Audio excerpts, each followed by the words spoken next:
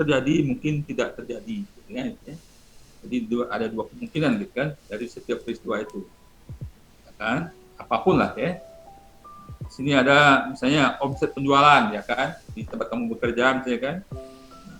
Nanti mungkin tahun depan, karena tahun depan diprediksi ya, COVID-nya sudah ini ya kan, udah tertangani lah istilahnya kan. Kemudian ekonominya sudah bangkit kembali ya kan, maka diperkirakan nanti tahun depan omsetnya itu mungkin naik 2 kali lipat atau apa. Itu kan prediksi ya kan, bisa terjadi, bisa tidak terjadi gitu ya, gitu ya. Jadi di sini setiap peristiwa itu ada dua kemungkinan ya kan, mungkin terjadi, mungkin tidak terjadi ya kan. Jadi di sini setiap peristiwa itu ya mengandung apa namanya istilahnya, mengandung ketidakpastian lah ya. Bisa terjadi, bisa tidak ya kan. Jadi untuk menghitung, untuk mengukurnya itu ya kan, kemungkinannya tadi itu bisa besar bisa kecil kemungkinannya ya kan, maka di sini perlu kita belajar peluang tadi ya kan, itu peluang tadi. Jadi peluang atau probabilitas itu adalah ukuran kemungkinan terjadinya suatu peristiwa ya kan. Jadi nanti di mana ukuran atau nilainya itu kita tidak setting sebelumnya, jadi dia terjadi sembarangan gitu ya, terjadi begitu saja gitu ya. Oke ya, jadi di sini ada berapa ya istilah ya kan tadi, peluang tadi ya kan, probabilitas, kemudian ada istilah percobaan ya kan. Di kalau percobaan itu pasti yang ada di telinga itu kan kaitannya dengan apa lah ya, dengan pengukuran yang lebih teliti gitu kan, biasanya di lab ya, di lab. Jadi kalau kita sekolah SMA dulu ya, yang jurusannya apa gitu kan, kalau saya kan jurusannya dulu biologi gitu kan, nah itu ada ya, percobaan praktikum misalnya kan ya. Jadi ada suatu pengamatan, beberapa kegiatan atau tindakan untuk mengadakan beberapa pengukuran gitu ya. Kemudian hasilnya ya kan, atau outcome ya kan, itu adalah sesuatu yang diperoleh dari si percobaan. Kemudian ada tadi peristiwa ya. Kemudian selanjutnya ya kan, di sini untuk belajar peluang itu nanti ada biasanya kita ada pendekatannya gitu kan. Jadi di sini ada 3 pendekatan yang dipakai, yang kita gunakan, tapi umumnya dua ya, klasik dan relatif ya. Jadi pendekatan klasik itu ya kan, di mana pengukuran nilai peluang itu ya kan, di mana asumsinya semua peristiwa itu ya kan mempunyai kesempatan yang sama untuk bisa terjadi, gitu ya. Jadi tidak terbatas ini ya kan, jadi dia sama saja kesempatannya ya kan. Kalau kita melempar dadu ya kan, jadi peluangnya peristiwanya itu muncul angka 1, angka 2, angka 3 dan seterusnya gitu ya.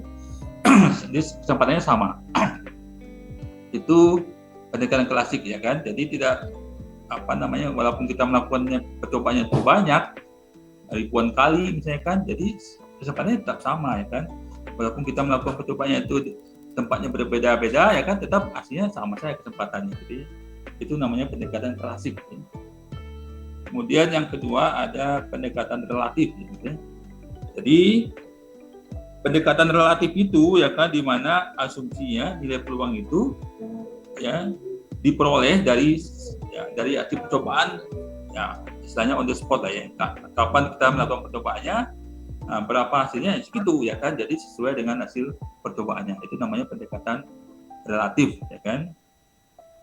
Kemudian ada lagi ya kan pendekatan subjektif.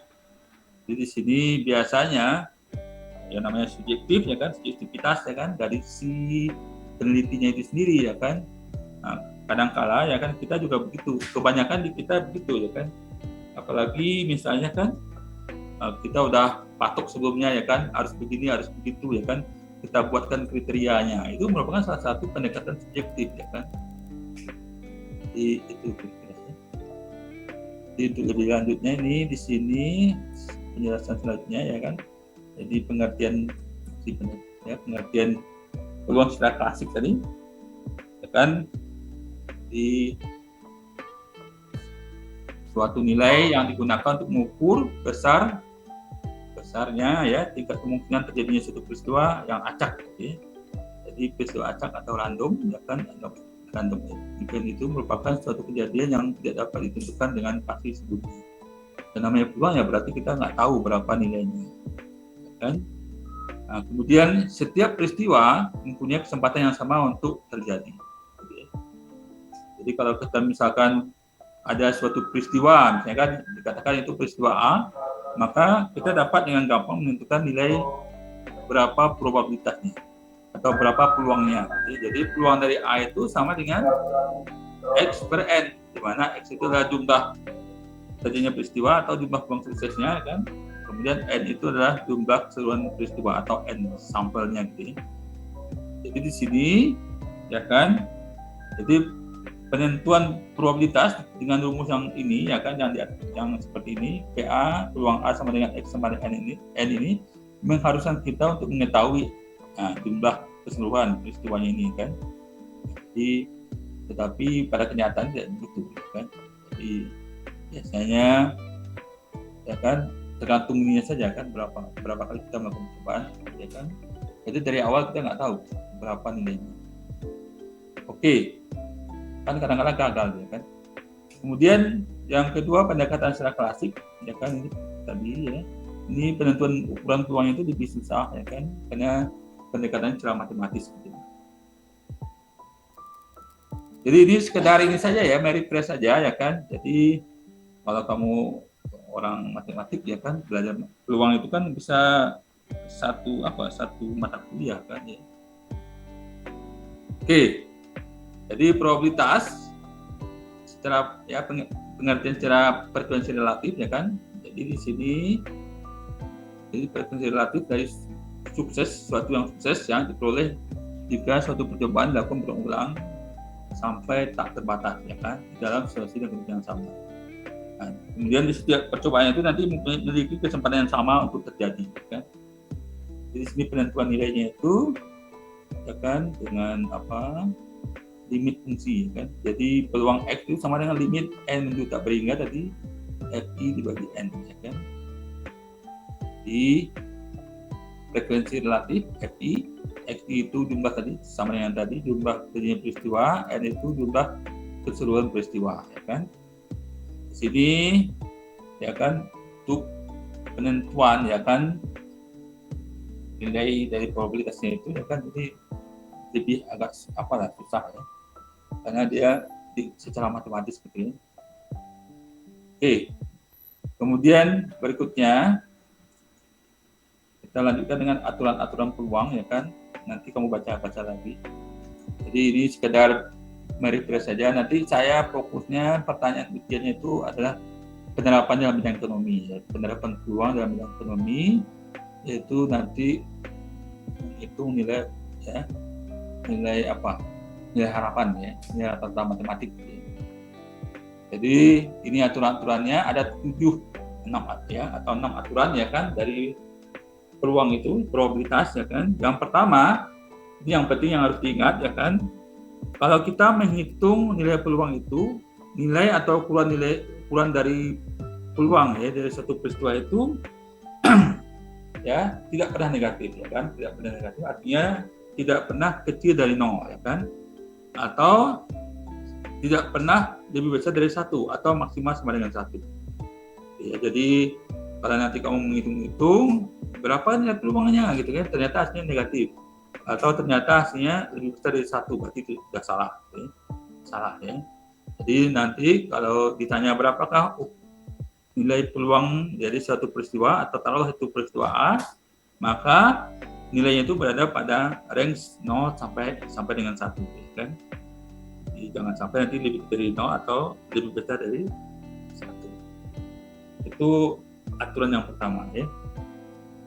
Kemudian aturan yang kedua, ya kan. Jadi tadi, ya kan, jadi kita tahu bahwa total nilai peluang itu kan sama dengan 1. Jadi kalau kita bicara peluang dari suatu peristiwa A, ya kan, atau PA-nya itu, ya kan.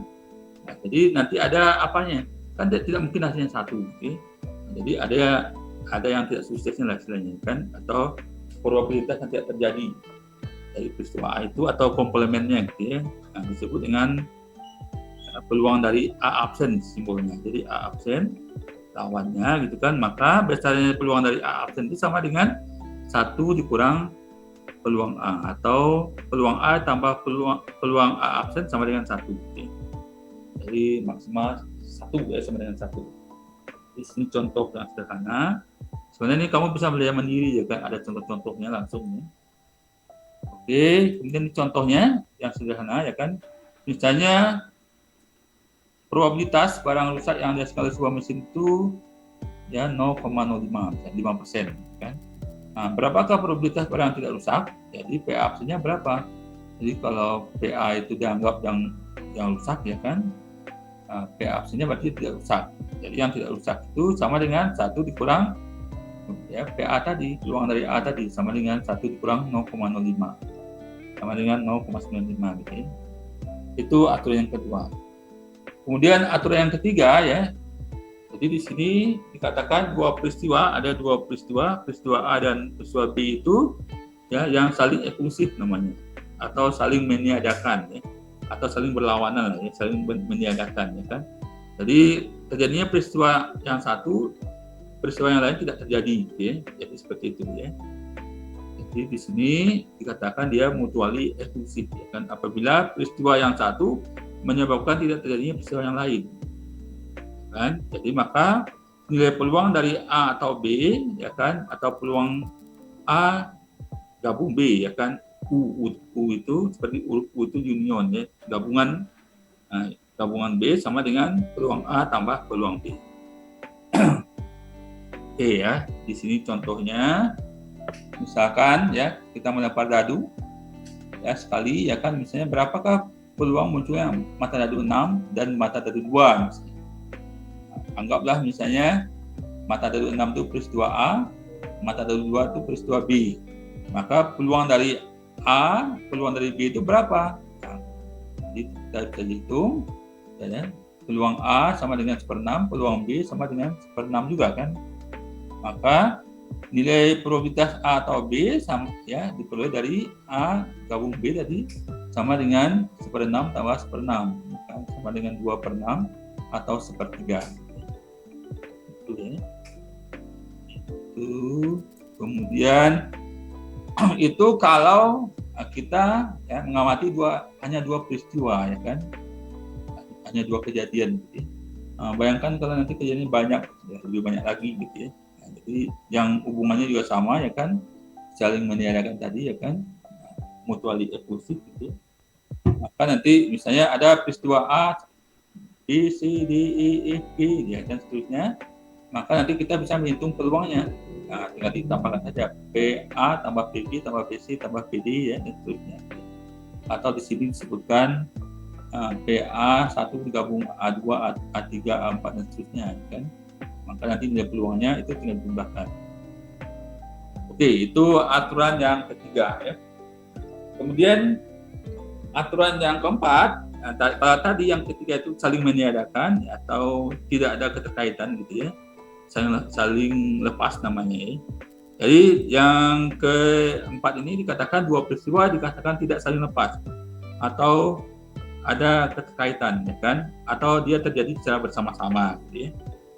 Jadi di sini istilahnya itu adalah mutually inklusif ya kan, apabila kejadian atau peristiwa tadi tersebut tidak bisa terpisah ya kan, atau dapat terjadi secara bersamaan ya kan, maka nilai probabilitas dari A atau B dapat dihitung peluang A gabung B sama dengan PA tambah PB dikurang ya peluang dari A U terbalik itu irisan ya kan, keterkaitan ya kan, A keterkaitan B ya kan.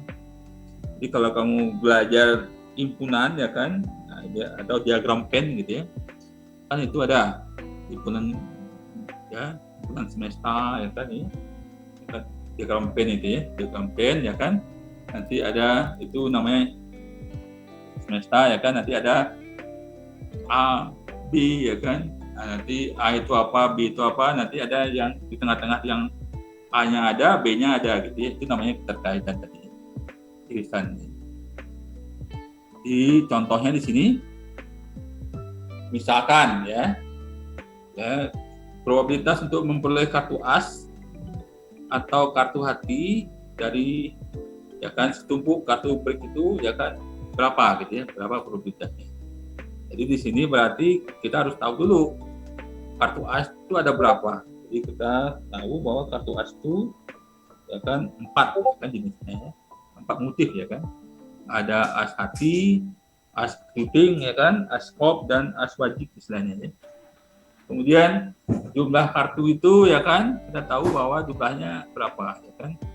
Kan dia urutannya itu dari 1 sampai atau as sampai dengan king ya kan.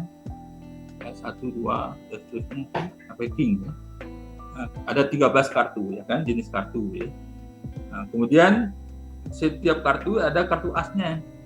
Maka nanti dikatakan dia jumlah kartu asnya dari dalam setumpuk kartu tadi ada 13 ya kan. Berarti 13 per 52. Jadi 52 itu hasil perkalian dari 4 kali 13. Nah, kemudian di sini ada keterkaitan antara kartu as dan hati gitu ya. Maka kalau kita ambil kartu as, hati gitu kan cuma ada 1. Ya kan berarti 1 per 52. Berarti berapa nilai peluang dari A atau B, peluang A gabung B tadi sama dengan ya PA ditambah PB digabung A irisan B tadi ya. Sama dengan 4 per 52 ditambah 13 per 52 tadi dikurang 1 per 52. Sama dengan 16 per 2 ya kan. Disederhanakan 4 per 13 ya. Nah, kemudian itu aturan yang keempat ya. Kemudian berikutnya aturan yang kelima. Jadi dikatakan dua peristiwa dikatakan bebas atau independen ya kan. Artinya itu dua peristiwa itu nggak ada hubungannya, nggak ada keterkaitannya ya. Jadi dia itu masing-masing diri sendiri ya kan. Jadi misalnya satu mungkin kejadiannya ada di Bogor, satu di Depok. Kemudian kejadiannya beda-beda gitu kan. Ya, jadi di sini dikatakan dua peristiwa dikatakan bebas atau independen apabila terjadi atau tidak terjadinya peristiwa A tidak mempengaruhi terjadi atau tidak terjadinya peristiwa B atau sebaliknya gitu ya. Jadi jika kedua peristiwa tersebut diinginkan terjadi, maka nanti kita dapat menghitung berapakah peluang dari A dan B tadi. Maka peluangnya adalah ya PA ya peluang A irisan B sama dengan PA dikali PB ya. PA dikali PB ya. Di sini contohnya yang lebih gamblang kelihatan contohnya nih yang berbeda tadi. Misalnya ini contohnya, bisa contoh yang lain gitu ya. Probabilitas Bapak X terpilih jadi lurah itu peluang A sama dengan 0,3. Probabilitas hujan turun di tanggal 17 Agustus itu dikatakan peristiwa B atau peluang B-nya sama dengan 0,5. Berapakah probabilitas kedua peristiwa itu akan terjadi? Nah, nanti kita kalikan saja ya, besar probabilitas A dan B sama diperoleh dari peluang A irisan B tadi sama dengan PA kali PB 0,73 dikali 0,05 dapatnya 0,0365 atau 3,65% gitu ya peluangnya. Nah, kemudian di sini yang keenam itu hampir mirip dengan yang ketujuh nanti atau probabilitas bersyarat ya. Jadi di sini berbeda dengan yang kelima tadi kan saling bebas. Jadi di sini tidak saling pengaruh. Kalau di sini dua peristiwa dikatakan tidak bebas, nah kemarin kita sudah tahu juga kalau tidak bebas berarti dia dipengaruhi, ya kan? Apabila terjadi atau tidak terjadinya peristiwa A berpengaruh terhadap terjadi atau tidak terjadinya peristiwa B. Bila kedua kejadian atau kedua peristiwa tersebut diinginkan terjadi. Jadi di sini ada istilah ya kan syaratnya. Jadi garis miring ini artinya syarat ya. Jadi peluang A dan B itu sama dengan peluang A irisan B sama dengan PA kali peluang B syaratnya A telah terjadi, ya kan? Atau sebaliknya peluang A dan B sama dengan peluang A irisan B sama dengan PB dikali dengan peluang A syaratnya B telah terjadi. Ya, jadi dibaca ya peluang B garis miring A itu dibacanya probabilitas B dengan syarat peristiwa A telah terjadi, atau B peluang A garis miring B itu dibacanya probabilitas A dengan syarat peristiwa B telah terjadi. Jadi begitu ya, di sini ada contohnya. Kan? Nah, misalnya probabilitas mahasiswa ya kan X ini, misalnya kalau si X lulus matematika sebesar 0,8 misalnya. Dan probabilitas lulus statistik itu sebesar 0,75. Sedangkan probabilitas lulus statistik dengan syarat lulus matematik 0,9. Berapakah probabilitas bahwa mahasiswa itu lulus kedua mata kuliah tersebut? Kan? Maka di sini ya kan ya. Taruhlah peristiwa A itu lulus matematik, maka peluang A itu sama dengan 0,8. B, peristiwa B itu sama dengan lulus statistik, peluang B itu sama dengan 0,75. Kemudian B garis miring A itu lulus statistik dengan syarat lulus matematik, ya kan? Maka peluangnya B syaratnya A telah terjadi ya kan adalah 0,9. Kan? Maka biasanya probabilitas A dan B ya kan dipulai dari peluang dari A X dan B sama dengan tadi PA dikali peluang B A telah terjadi. Jadi di sini peluang A tadi 0,8, peluang B garis miring A tadi 0,9, ya tinggal dikalikan saja 0,8 dikali 0,9 dengan 0,2. Okay. Jadi itu ya kan aturan yang ke-6 ya. Kemudian yang ke-7 ini yang lebih susah lagi ya kan, yaitu ya kan probabilitas bersyarat. Ya. Jadi probabilitas bersyarat ini ya kan, jadi kalau kamu baca hukum peluang itu salah satunya adalah hukum Bayes. Hukum Bayes itu berkaitan dengan probabilitas bersyarat ini. Ya, nanti coba dibaca-baca tentang hukum Bayes ya.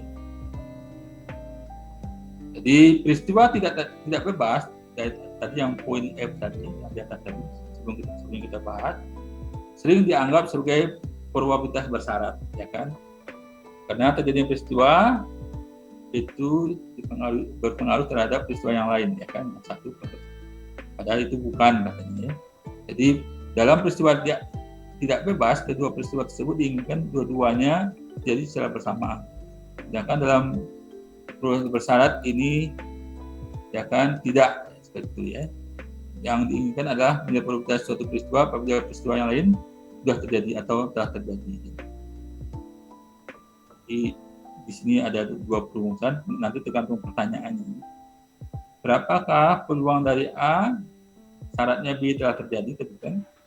Berapakah peluang B syaratnya A telah terjadi, ya kan? Maka nanti nilainya sama dengan peluang A dan B dibagi dengan peristiwa B atau peluang B, ya kan?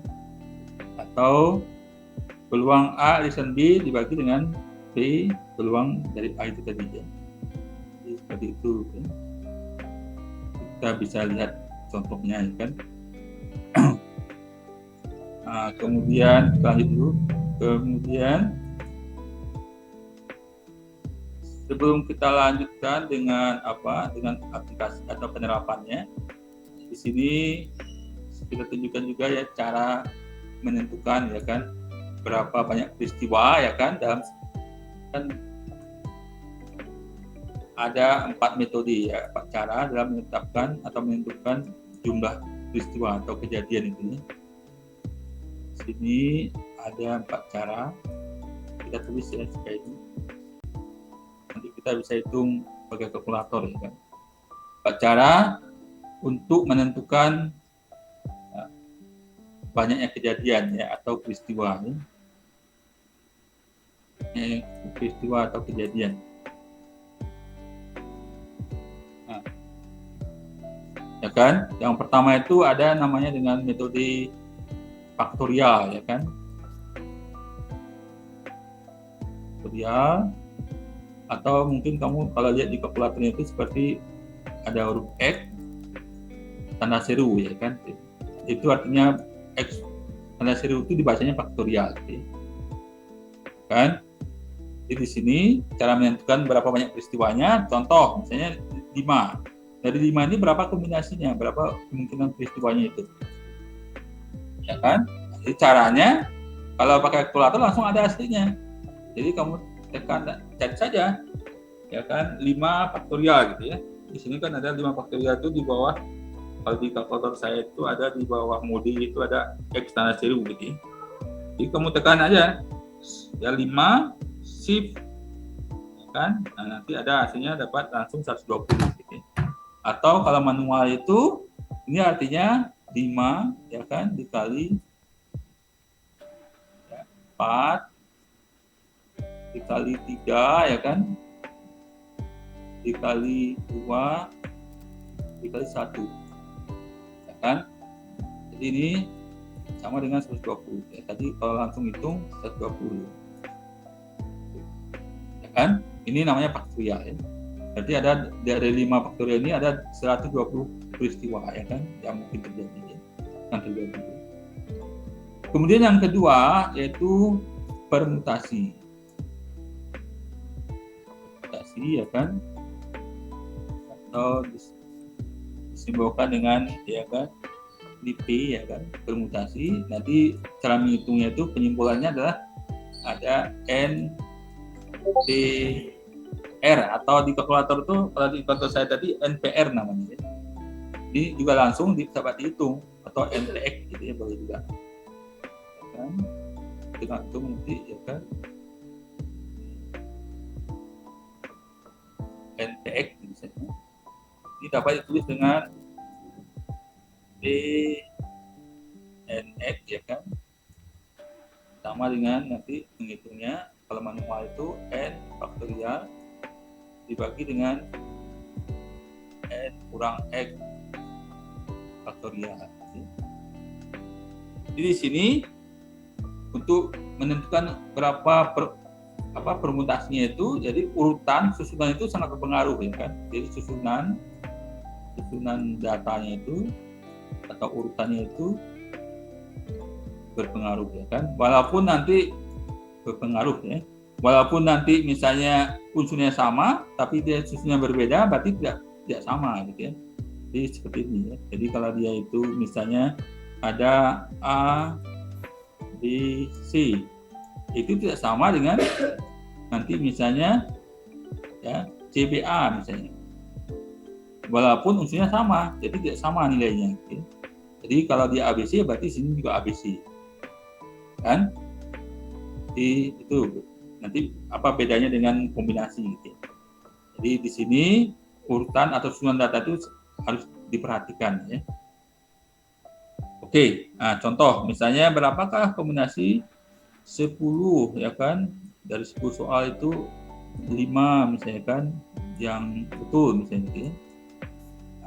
10 ya permutasi 5 ya kan, berarti ini sama dengan ditulisnya ya 10 faktorial dibagi dengan 5 faktorial.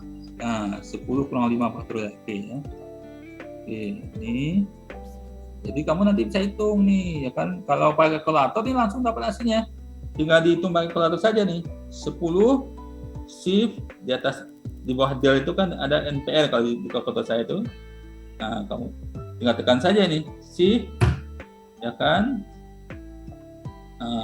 5 gitu ya, sama dengan hasilnya langsung dapat sama dengan 30.240. Ini langsung ya 30.240 kalau by kalkulator gitu ya. Tapi kalau kalkulator cuma yang besar-besar ya kan, yang kayak apa, kalau anak akuntansi kan kalkulatornya yang itu ya, yang bisa supaya gampang hitung gitu kan. Jadi harus manual berarti kan. Jadi di sini 10 faktorial atau 10 kali 9 kali 8 ya kan, kali 7 kali 6 kali 5 faktorial dibagi dengan 5 faktorial gitu ya. Nih coret ya kan, berarti hasilnya segitu 30.240 ya kan. Kamu kalikan lah 10 kali 9, 90 kali 8 ya kan, 720 kali 7 ya kan gitu. Nah, kali 6 ya kan. Ya. Oke, itu yang kedua ya. Permutasi ya. Yang ketiga nanti ya, yang ketiga itu kombinasi ya, kombinasi. kan? Atau C ya, kombinasi. Jadi simbolnya itu NCX atau NCR ya, sama dengan nanti ya CNX, atau boleh juga ya ditulisnya seperti tanda vektor gitu ya, NX gitu ya. Nah, sama dengan N faktorial dibagi dengan X faktorial dikali N kurang X faktorial ya. Jadi di sini ya kan, kalau tadi permutasi itu susunan sangat penting ya kan, kalau di sini susunan atau urutan tidak begitu berpengaruh ya kan, tidak terlalu penting, yang penting unsurnya sama gitu ya. Jadi di sini kalau dia ABC ya kan, datanya tadi, maka dia sama dengan CBA gitu ya. Jadi walaupun susunannya berbeda tetapi unsurnya sama, maka nilainya sama gitu ya kan. Nah, contoh berapakah tadi kombinasi 10 ya 5 misalnya. Nah, jadi ini dapat dihitung kalau pakai kalkulator langsung ya kan, 10 C ya kan, kombinasi 5, dapatnya langsung dapat 252, langsung saya ya kan 252.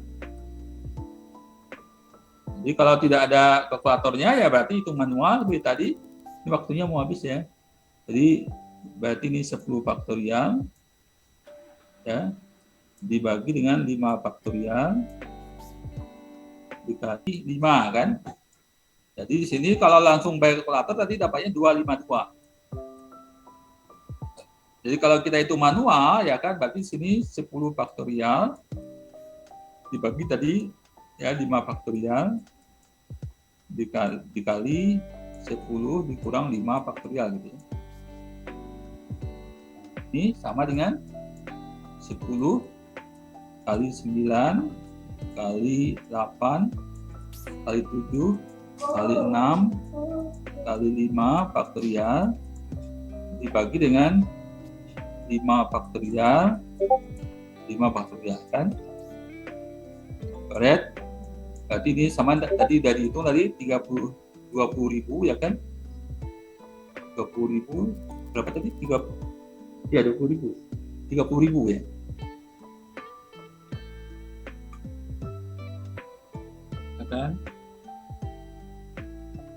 Kan dia itu 10 kali 9 kali 8 kali 7 kali 6 ya sama dengan 30 240 ya kan, 30 240 dibagi dengan ini ya 5 faktorial tadi kan dapatnya 120 kan. Jadi 5 kali 4 kali 3 kali 2 kali 1 ya kan, 120 bagi ya, bagi 120 sama dengan 252 okay.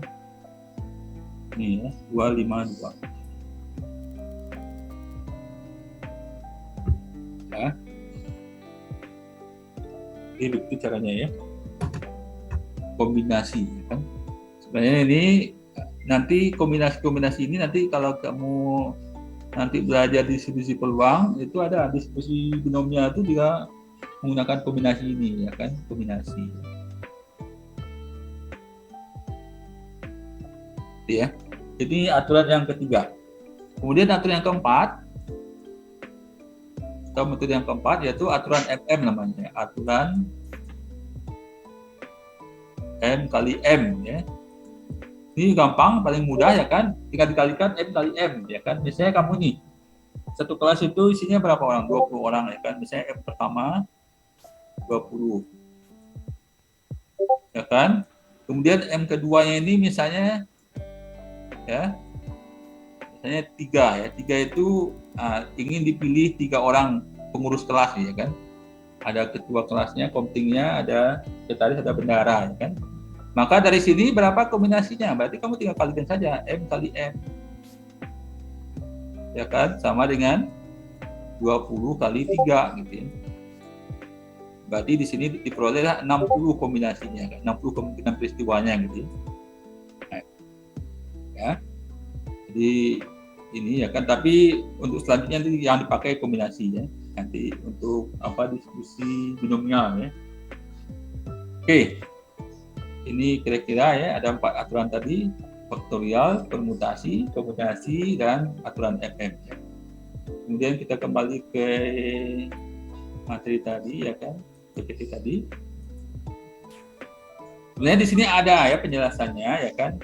Jadi tapi nggak cuma 2 yang diterangkan, yaitu permutasi dan kombinasi ya kan. Jadi ini permutasi ya tersusun suatu keadaan dari suatu himpunan objek, di mana penyusunan dari suatu objek menurut urutan tertentu. Jadi urutan itu sangat penting tadi ya, sangat penting urutan. Kan? Nah, kemudian ini dengan diagram pohon kita bisa menghitung berapa banyak kejadian. Misalnya ada 3 huruf, dari 3 huruf ini berapa kombinasinya berapa? Ya bisa kita hitung, ya kan? Kemudian ini perumusannya tadi ya, kan? Permutasi n x ya, itu n faktorial dibagi n kurang x faktorial. Ya. Kemudian terakhir di sini kombinasi ya kan, kombinasi, itu tersusun suatu keadaan dari suatu himpunan objek di mana urutan tidak menjadi persoalan. Jadi di sini yang penting fungsinya sama gitu ya. Nah, jadi susunannya tidak begitu menjadi masalah, tidak menjadi persoalan. Jadi walaupun dia nanti misalnya ada huruf A, B, C, D, E ya kan, maka nanti bisa saja yang duluan B, C, D, E gitu ya, atau apa, ya, jadi sama. Jadi ini, akhirnya. Jadi ini rumusnya tadi udah dihitung tadi kan. Oke ya. Nah sekarang baru kita masuk ke yang terakhir ya kan materinya hari ini, yaitu tentang menghitung nilai harapan matematik ya. Jadi nilai harapan matematik. Jadi kalau di investasi itu kan returnnya berapa, tingkat pengembaliannya berapa, ya kan? EX itu identik dengan itu tadi, tingkat pengembalian. Jadi kalau kamu berinvestasi di berapa di portofolio misalkan, kita itu dilarang berinvestasi pada satu jenis. Apa istilahnya akan satu jenis saja gitu ya. Jadi sebaiknya melakukan diversifikasi gitu ya. Jadi jangan menaruh telur dalam satu keranjang gitu kan. Dipecah semua gitu kan. Nah, itu makanya. Jadi kita berinvestasi dalam berbagai, biasanya membentuk portofolio gitu ya. Di mana portofolio itu, satu portofolio terdiri dari beberapa saham misalnya gitu ya.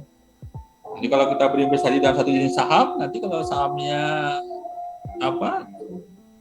jatuh nilainya, harganya kan dari kekayaannya dari 100 jadi 20 ya, bayangkan saja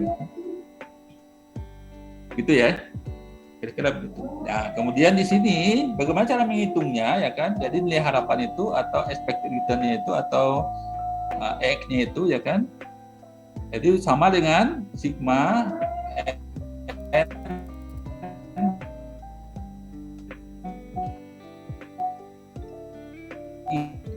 sama dengan 1 XI dikali tadi ya. Kemudian XI itu kejadian X yang ke I, kemudian PXI itu probabilitas kejadian X yang ke I. Nanti kita hitung saja kan, misalnya tadi berapa peluangnya atau ya kan, tinggal kalikan berapa atau berapa ini juga pengembaliannya berapa persen gitu ya. Ini kayak gitu kita kalikan. Nanti dapat tidak pengembalian secara rata-rata gitu. Nah, kemudian setelah kita hitung nilai harapannya tadi, EX-nya tadi, ya kan, kita juga bisa menentukan berapa tingkat risikonya. Jadi kalau kita berinvestasi itu kan bagaimana kan? Bagaimana kita bisa berinvestasi dengan optimal istilahnya ya, dengan risiko yang minimal gitu kan? Nah, itu ya. Yang minimal itu berapa ya kan itu? Jadi di sini untuk menentukan berapa ukuran risiko itu biasanya identik dengan tadi sumbangan baku, menentukan nilai sumbangan bakunya. Rumusnya sama itu. Jadi kan kalau kamu belajar portofolio kan, nah itu berapa risikonya gitu kan, berarti menghitung sumbangan bakunya. Gitu. Jadi di sini ada dua perumusan untuk menghitung nilai sumbang bakunya tadi atau tingkat risiko tadi, risknya tadi ya. Jadi tergantung kepada ya probabilitas dari masing-masing kejadian tadi. Jadi kalau probabilitasnya sama nilainya ya kan, misalnya contoh sama, misalnya kamu peristiwa yang pertama X1, nah, kemudian peluangnya 0,2 misalnya. X2 0,2, X3 0,2, X4 0,2, X5 0,2. Jadi harus sama dengan 1 ya. Totalnya sama dengan 1. Nah, itu kan sama nilai probabilitasnya. Maka kita menggunakan rumus yang pertama ini. Atau misalnya dadu, ya kan dadu kan sama itu. Muncul angka 1 seper 6, angka 2 seper 6, angka 3 seper 6, angka 4 seper 6 ya, angka 5 seper 6, angka 6 seper 6 ya kan. Maka nanti digunakan rumus yang pertama ini. Gimana? Tuh kalau menghitung variannya berarti hilangkan tanda akarnya. Itu sama dengan di bawah tanda akar seper n dikali sigma n i sama dengan 1 kurung buka x i dikurang nilai tadi, nilai harapan tadi ya kan, x kurung dikuadratkan ya. Nah itu nilainya, tau-nya. Kemudian yang kedua ya, kemungkinannya itu ini yang sering terjadi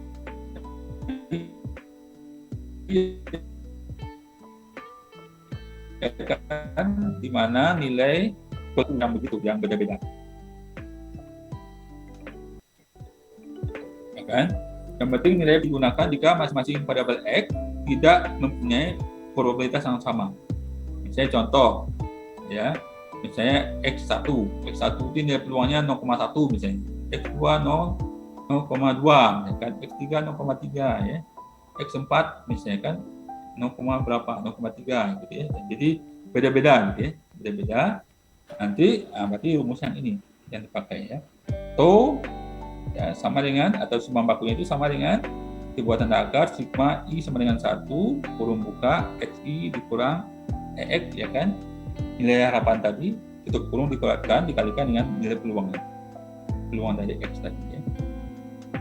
Sini ya kan. Jadi ingat ya, ini contoh soal yang waktu ujian ini soal yang ini yang saya kasihkan ya kan, dari sekarang udah tahu. Jadi namanya soal bonus ya kan, simple saja ya.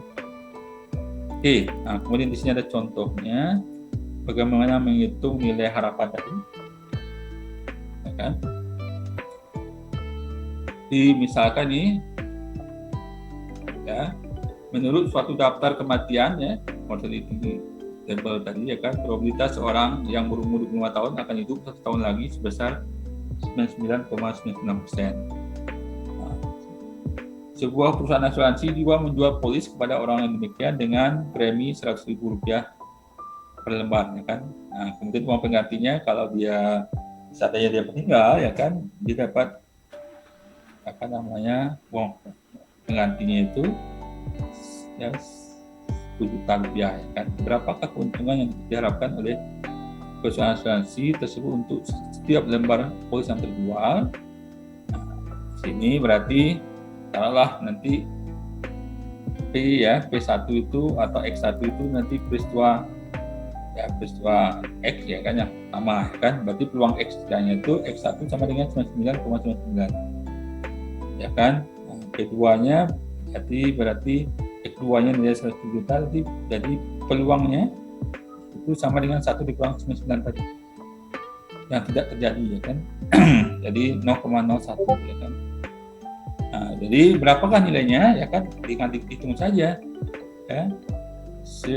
Ini kan keuntungan bagi si perusahaannya gitu ya. Jadi dia pastilah perusahaan itu kan dia maunya untung ya kan, berarti dia jual yang tidak mungkin atau yang sedikit mengajukan klaim gitu ya. Orang yang sehat kalau orang sehat ditawari asuransi gitu kan, asuransi dijual ya kan. Jadi nggak ada yang mengajukan klaim gitu ya.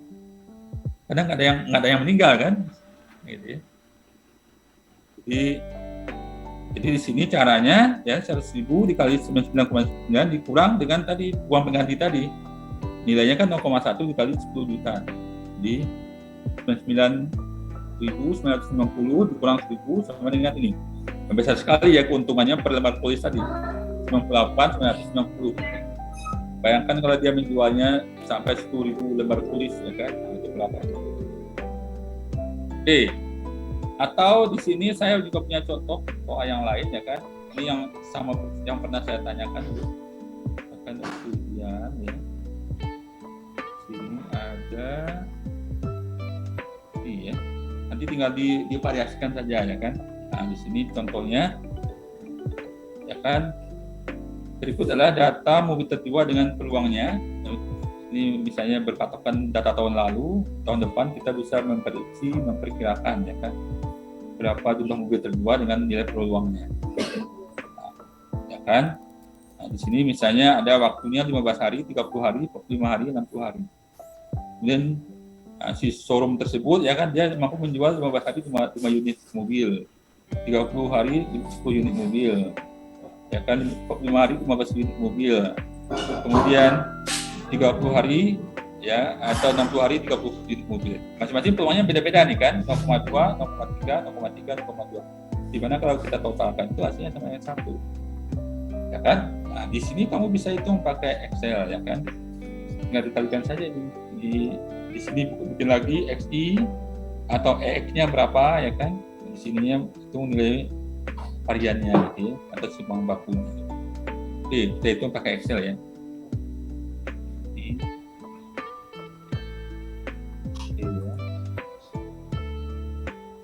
Misalnya di sini unit terjualnya, di sininya peluangnya, kan? Di sini misalnya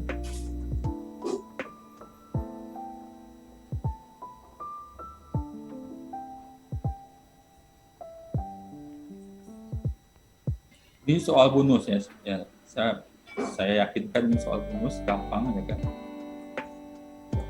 Di sini misalnya tadi ada 15 hari, 30 hari, 45, 60 ya kan. Ini jumlah yang terjualnya tadi ada berapa tadi? 10, 5 ya, 5, 10, 15, 30 ya. Jadi di sininya ada 0,2, 0,3, 0,3, 0,3, 0,3,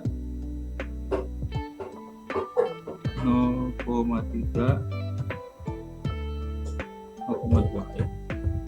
Ini kalau kita jumlahkan totalnya sama dengan 1 ya.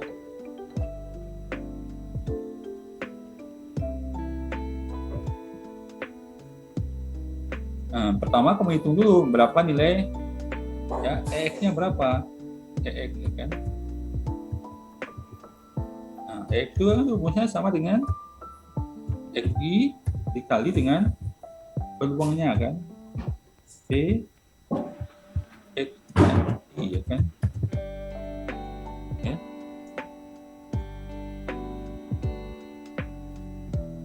Nah, kamu tinggal kalikan ini sama dengan ya, berarti 5 dikali peluangnya ini ya kan, ini tinggal tarik ke bawah, berarti sigmanya berapa? Jadi kan dia rumusnya sigma tadi ya. Di sini berarti tadi jumlahnya ini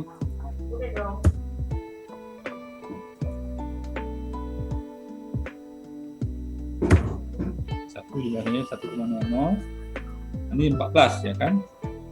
Atau di sini kamu bisa hitung langsung ya, langsung tadi itu berarti ini EX-nya ya kan. Jadi juga ya sama dengan kurung buka ya kan, kurung buka misalnya ini dikali ini ya kan, ditambah kurung buka ini dikali ini ya kan, sama juga ya, tambah kurung buka ini dikali ini ya kan, tambah buka yang ini dikali ini ya kan, buka tutup ya, 14, jadi nilai harapannya 14,5. Jadi dari selama ini ya, hari-hari ini ya kan, dia mampu menjual rata-rata segini kan, nilai harapannya segitu ya. Kemudian berikutnya kita hitung berapa simpangan bakunya, atau boleh kamu hitung dulu di sini tonya ya kan.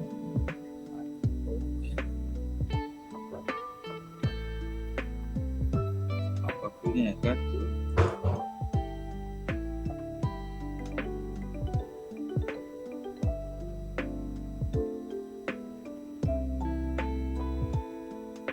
Boleh dihitung dulu variannya gitu ya.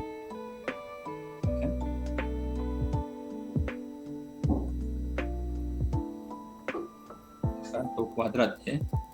Berarti di sini ya cara ngitungnya sama dengan kamu tinggal kalikan saja nih, kurung buka ya kan, kalikan. Jadi XI dikurang ini ya kan, itu atau ini boleh hilang ini atau yang ini ya kan, sama saja kan. Ini misalnya untuk kurung ya kan, dikuadratkan dulu, kuadrat ya, dibagi dengan atau dikali ya, dikali dengan peluangnya untuk kurung ya kan, ditambah kurung buka ya kan, ini 10 dikurang ini untuk kurung ya kan, dikuadratkan dulu, dibagi dengan atau dikali dengan peluangnya gitu kan, untuk kurung ditambah kurung buka ya, 5 ini 15 dikurang ini untuk kurung, dipangkatkan dulu 2 dikuadratkan ya, dikali dengan peluangnya ya kan, untuk kurung ditambah ya, kurung buka kan, 30 dikurang ini 14,5 ya kan, untuk kurung dikuadratkan dulu, dikalikan dengan peluangnya ya, untuk kurung enter. Nah, dapatnya 72,25 ya kan, itu nilai variannya ya kan. Nah, berarti tau-nya saja berapa ya kan, tau-nya nah, ini sama dengan tinggal diakarkan, ini akarnya kan 0,5 8,5 gitu ya, atau kamu boleh hitung di sini langsung ya kan. Jadi kamu ingin menghitung berapakah ya kan ininya ya kan, ini kuadratnya tentu ini yang kuadratnya kan.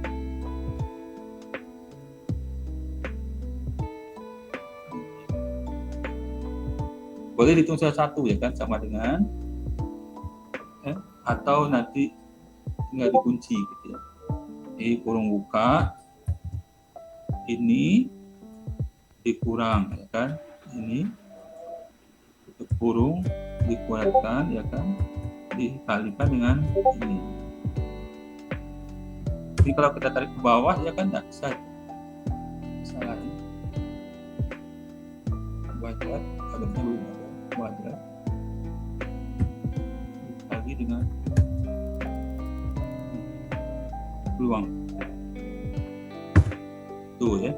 Kalau kita tarik ke bawah kan nggak bisa nih, berantakan ya kan. Jadi ini harus dikunci dulu nih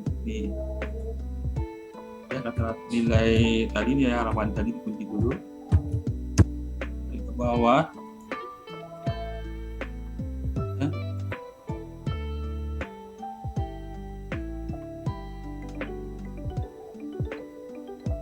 Tuh ya, jadi 2,25 juga kan. Maka nanti tokonya sama dengan ini ditambah. Jadi cuma begini saja aja menjawabnya ya kan, nggak susah amat gitu ya. Ada pertanyaan nih yang untuk menghitung ini?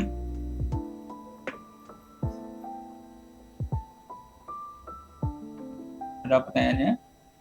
Bisa ya? Ya bisa ya? Oke. Atau satu lagi contoh soalnya, ini juga pernah saya tanya. Ini antara ini dan ini ya contoh soalnya ya, bentuknya ya kan. Ini juga pernah saya tanyakan waktu ujian. Ya kan, saya ambil dari sini. Nggak dibaca-baca, ini juga kamu baca ini juga nanti bisa belajar mandiri. Nih. Ya kan? Jadi misalnya seorang petani akan menebarkan bibit satu tanaman di suatu tempat, ya kan? Ia memiliki 3 alternatif kebun. Petani ini memperkirakan bahwa peluang tanaman itu akan tumbuh subur apabila disemaikan di kebun 1 adalah 0,6. Apabila dia tumbuh subur, maka dia akan memiliki keuntungan sebesar 3 juta rupiah setiap panen. Sebaliknya bila tidak berhasil atau tidak tumbuh subur, maka dia rugi sebesar 500.000. Kemudian pada kebun kedua, ya kan, kalau disemaikan di kebun kedua, kalau dia tumbuh subur, maka dia akan untung, ya kan, nah, sebesar 4 juta dengan nilai, ya kan, ya, kemungkinan untungnya itu 0,5, kan. Kemudian kalau dia rugi berarti 1 juta rupiah, gitu ya. Di kebun 3, nah, kemungkinan untungnya itu 0,55 dengan harapan untungnya itu 3.500.000, ya kan. Dia rugi, bila gagal, maka dia rugi sebesar atau dengan kerugian 600.000 rupiah. Dari 3 kemungkinan ini, ya kan, kebun mana sebaiknya si petani tadi menyemaikan benihnya, gitu. Yang karena kita belajar nilai harapan tadi, nilai harapan tertinggi tadi, nilai harapan matematika itu, ya kan, yang mana yang mau dipilih, gitu ya. Oke, jadi nanti kamu tinggal kurangkan saja nanti yang untung kurang rugi gitu, kurang rugi. Di sini saya sudah bikinkan tabelnya seperti ini. Jadi misalnya kebun 1, 2, 3. Ini peluang untungnya, ya kan. Peluang suksesnya itu 0,6. Peluang ruginya berarti 1 kurang 0,6 dapat 0,4, ya kan. Kebun 2 0,5 berarti di sini ruginya 0,5 juga. Kalau kebun 3 itu, ya kan, untungnya itu 0,55, ruginya 0,45. Nah, kemudian ini nilai keuntungannya, ini nilai kerugiannya. Jadi kan kita hitung ya harapannya berapa? Berarti untung kali rugi, ya kan?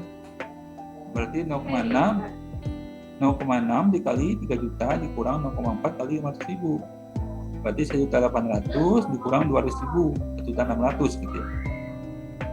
Kebun 2-nya juga begitu, 0,5 kali 4 juta dikurangkan dengan 0,5 kali 1 juta, berarti dapatnya sekitar 500. 2 juta dikurang 500, ya kan. Kemudian kebun 3 0,55 dikali 3.500 dikurang 0,45 dikali 600.000, dapatnya segini, 1.655.000, ya kan. Selintas tadi kita berkeyakinan mungkin kalau kita nggak hitung-hitung, pasti kebanyakan dari kita memilih yang kebun 2, ya kan. Karena memberikan keuntungan 4 juta tadi kan setiap kali panen, ya kan. Tetapi setelah kita hitung dengan cara tadi menghitung nilai harapan matematik tadi, nah, ternyata nilai harapan tertinggi itu terdapat di kebun yang ketiga. Maka sebaiknya kita memilih kebun yang ketiga, ya. Oke, ya di sini caranya. Jadi jawabannya seperti ini, ya kan. Jadi sepintas kita melihat bahwa kebun 2 lebih menguntungkan karena berpeluang menghasilkan laba 4 juta tadi. Kalau orang awam nih, kalau nggak dianalisis dulu kan. Kemudian karena di sini masing-masing kebun ada potensi kerugian, ya kan, maka ketika kita hitung nilai harapan tertingginya, ternyata kebun 3 itu memiliki nilai harapan tertinggi 1.655.000, ya kan. Nah, ini juga pernah saya tanyakan waktu ujian, ya. Nanti tinggal dirubah-rubah angkanya, ya kan. Nah, nanti begitu. Oke. Kira-kira itu ya. Ada yang mau bertanya silakan. Kalau ada yang mau bertanya silakan bertanya. Ya kan kita